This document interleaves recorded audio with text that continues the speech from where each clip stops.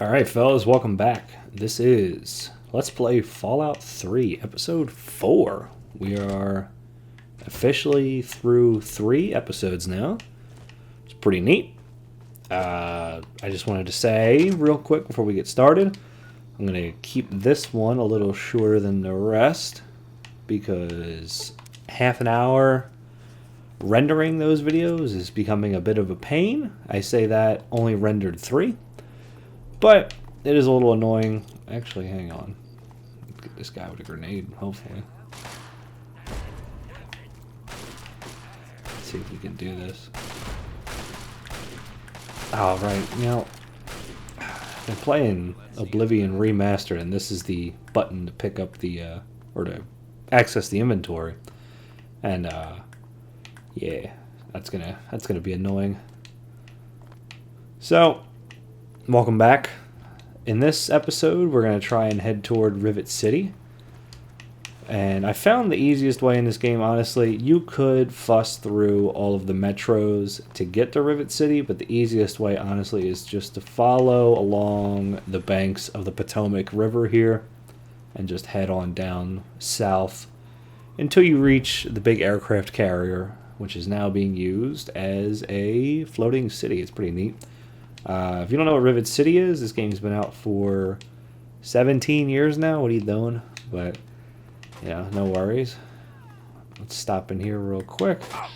Oh, yeah, I'm going to be doing that a lot, huh? Did he use a stim pack? Gun out of his hand. Great. Crippled my head. There we go. In Rivet City, there is, I believe it's called the Replicated Man quest, which gets you the unique plasma rifle. It's like A23's plasma rifle, I believe is the name.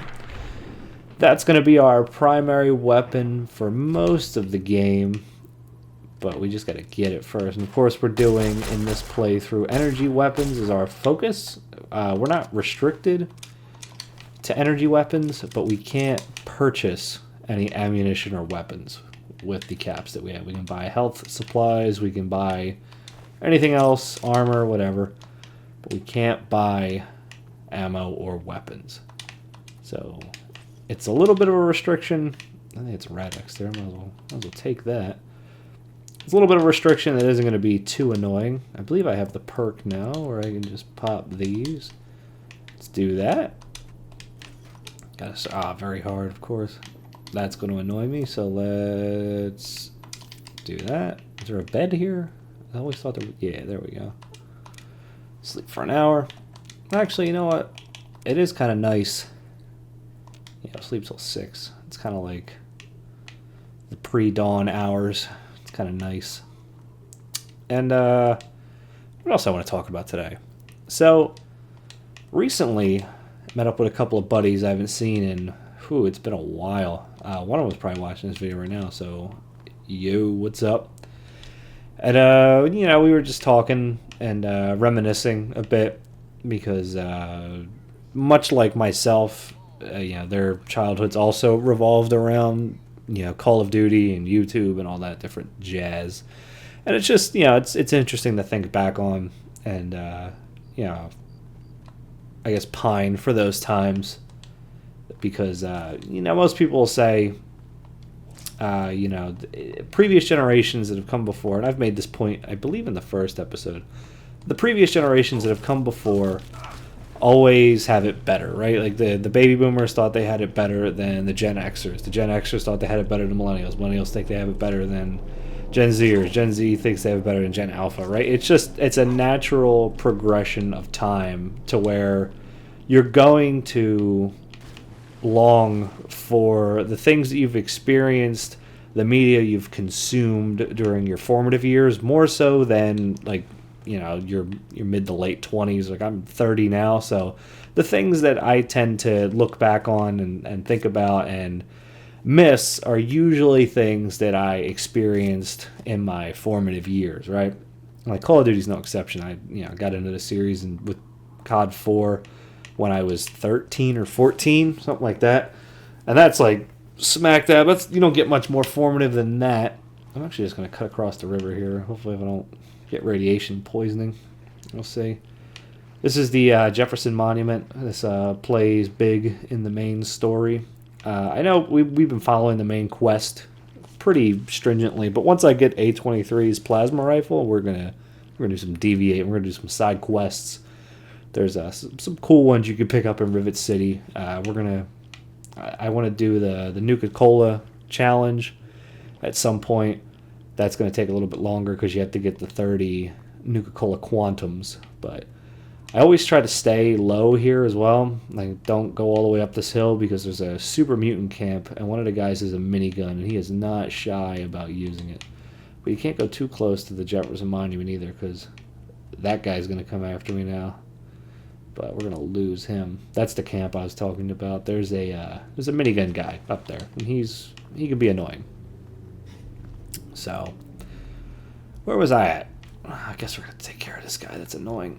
Oh well, that's pretty good. Oh, that was a crit. Hey, see, now we're getting fire from the minigun guy. Down that guy real quick. 10 XP. Just wasted a bunch of our energy cells. That's fantastic. Love to see it. So what I'm talking about, cutting the video lengths down, forming a habit of doing these every now and then, just enjoying the video diary aspect of it, and meet my buddies, talking about old video games. The point I was making was that every previous generation thinks that their childhood was better than the one that comes after them, right? I really think, like, I think it was overblown with the Gen Xers and the Millennials. No, the Gen Xers to the Millennials. Let's talk to Harkness real quick. I'm looking for my pop. Whatever. Thanks for the help. Let's go sell all my stuff real quick before we do anything. Is it? Oh, I might need to wait an hour. No, we're good. So, the Gen Xers and the Millennials, I feel like was overblown a bit. You hear a lot about the absence of freedom for kids, and the Gen Xers had the latchkey kids. I can't see what kind of guns you have for sale. Like, they had all of that, and that's cool. But I'm gonna keep that. Also keep that. Don't need that. Oh, all right. I guess I can get a combat helmet and get this to repair my other armor. Good. See, I think that's a little overblown because I'm, I guess, late millennial, and I still had that similar experience to a lot of the Gen Xers, where I would come in the house and my parents would get pissed off at me and be like, "What are you doing in here? Why aren't you out with your friends?" I specifically remember my mom saying multiple times, like, "You've come in and out of the house too much." In and out of the house was like, all right, I'm out playing football or baseball or pick a thing, right? Like, we're playing tag or manhunt or something like that, right? And you're just running in to get water, or you're running in to get a snack real quick because, your fucking metabolism's on 1,000 and you need every calorie you can get. Also, the intelligence bobblehead is right here, and you get +1 to your int. All right, so this is Dr. Zimmer.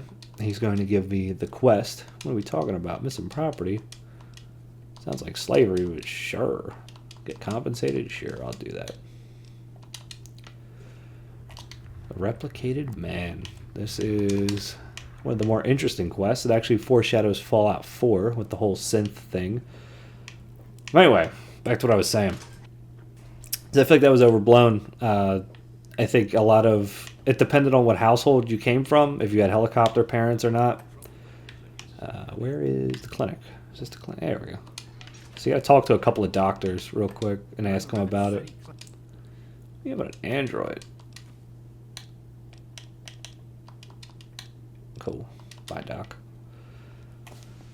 So yeah, like, it depended on your time growing up and how that all figured into it, and what kind of parents you had, and what kind of family structure you had, and honestly where you lived, right? Like, a lot of the latchkey kids had it to where they could roam the streets and go knock for their friends because they lived in places where you could do that. I mean, if you're from a rural area, you can't exactly walk over to your buddy's house if it's fucking miles down the road, I live in a pretty big city, and oh, what am I doing? The controls are getting confused from playing Oblivion. Oh, yeah, like, you're also. I didn't do the leaks, so I feel like I could do that real quick. Yeah, we'll fix those while we're here. So yeah, like I don't, it all depends on. There's a lot more circumstances that go into it as opposed to just this generation parents their children differently, right? Yeah, let's do the 100 caps.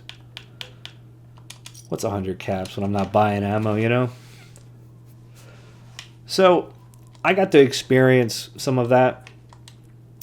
These kids today, it doesn't seem like it at all. I'm sure there's still places like, obviously, like I said, like there's no 100%,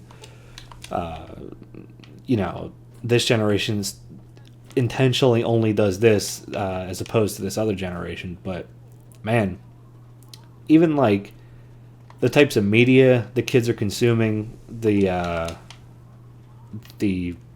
socialization of children, like I got buddies who have kids, and none of them, like, hey, your kids go out and like knock for their friends. No, we have like scheduled play dates, right? Like, they have scheduled time where they're hanging out with their friends. Some of them are homeschooled, and you lose a bit of socialization with that, probably a little bit more than a bit, but obviously, homeschooling has its advantages. I talk to him, pipe's all fixed. It sounds good. He's gonna give us money for scrap metal now. So, all that being said, like I was talking to my buddies, and it's just like, Don't mind this. Nice, good. All right, so you do the 3, and then you go find Pinkerton, and Pinkerton is easy enough to find. I'll show you guys how to do that. Now, I know I talked about the differences in parenting styles and generations, but I think another aspect of it too is the media, like I said, and specifically, if I look back on the video games, because obviously we're sitting here playing you're watching me play a video game, right? So the types of video games that kids play now are outrageous, right? And I know I'm going to sound like old man yells at clouds when I talk about this, but actually I should probably have maximum breath when I go under here.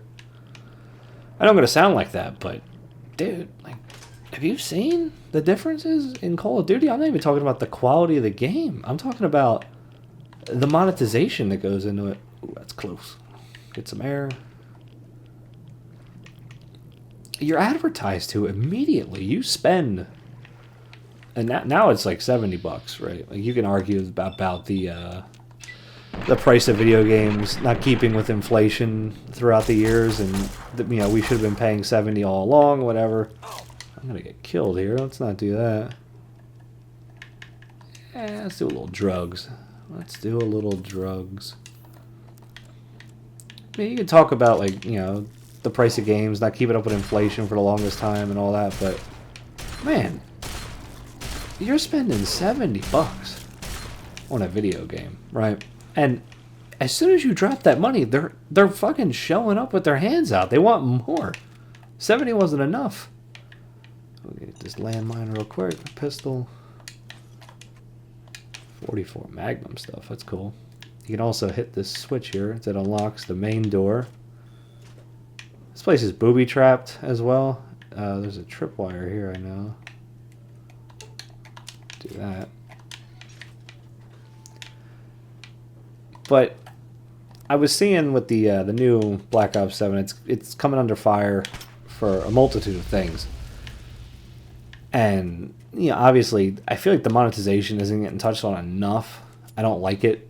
I think it's gross to have... I don't like battle passes, period. I think it's gross. I think that, obviously there's the, if you don't like it, then don't buy it. But, I mean, we've seen, like, if you don't like it, don't buy it. It becomes the entire focus of the game, right? Like, as soon as the game's released, you are immediately advertised to. There's battle passes every month or two, and you're constantly being asked for more money. And I don't know. I just feel like if you spend money on a video game, you should just have whatever it is. There we go. Need that book. Does he have any ammo? I've never actually looked. What other Big book of science, need that too. All these caps for no reason because we're not even buying much. What's it back here? Blood packs, don't need those. Alright. Let's go talk to Pinkerton. Where is Pinkerton? Here he is. How the hell did you get in here? Let's just say you better start talking.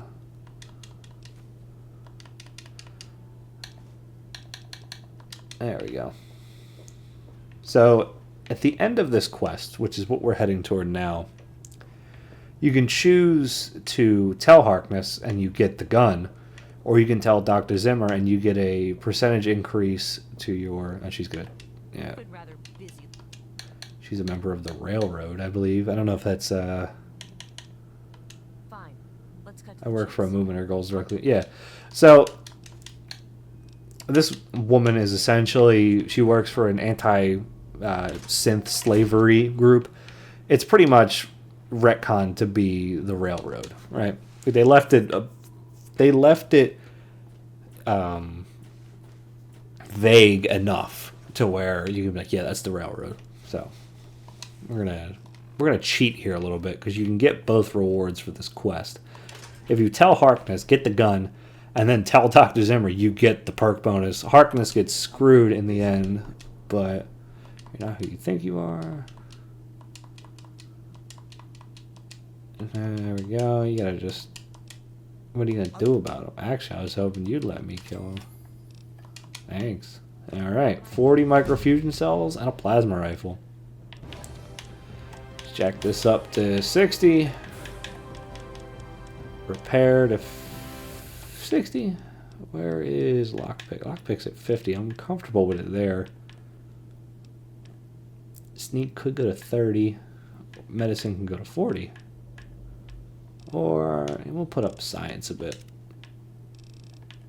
Now, toughness, gunslinger, fortune finder. Where's the one where you get ammo? That might actually come in handy. I don't think I've ever taken that perk, but I'd say Child at Heart, because there's a unique dialogue you get with McCready. You get a bunch of unique dialogue with kids, but there's actually a really cool one. You can just get into Little Lamplight without much struggle if you have that perk. Looks like we're coming to the end of this quest and the end of this video today, so let me think. Let me wrap all this up by saying that Hey there. I feel bad for these kids. I truly do. It's Harkness.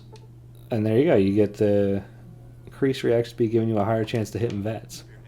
And you're a bastard because you just sold this man down the river after he gave you his own gun. But that's alright. I think this is... Yep, there we go. 101 rounds for it. The question is, where do we get more microfusion cells? Because... it's going to be tight. It's going to be tight. Alright, so I'm going to head on over, I think next time. Did I get those? Yeah, I got those. So we're going to do those instead of the Project Purity continuation. I'm going to save that. Where are we at? Probably like 18 minutes, 19 minutes, something like that. So let me wrap this up in 2 minutes or less. So, I don't like the amount of advertising that goes into these games. I don't like that the battle pass structure of you get items that you can get for free. And listen, let's all just sit here and be honest. All the items you get for free in the battle pass are dog shit. All right, it's all right. We can all admit that. It's purpose driven. Like that, some psychologist sat down with this company and devised this strategy in order to suck as much revenue out of the consumer as possible. Can we just all admit that? Like, it's okay. You know, we don't all have to like bootlick and be like, oh, well, if you don't like it, then don't buy it. If you don't like it, then don't buy it. Like, it's cool. Oh, fuck these guys.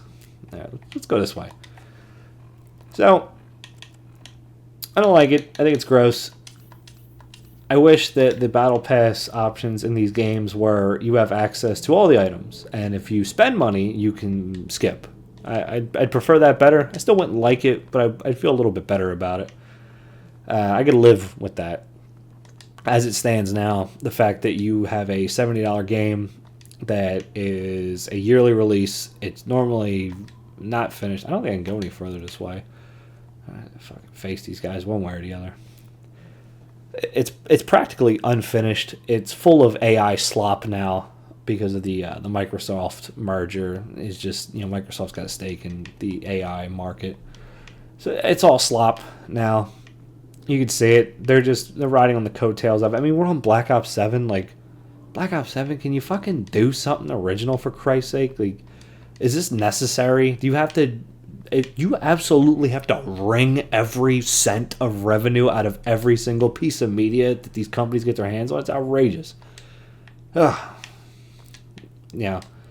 I pine for the days of Call of Duty 4, World at War, Modern Warfare 2, when paid DLCs included maps that were worked on post-launch that didn't get ripped out of the game to just be packaged later.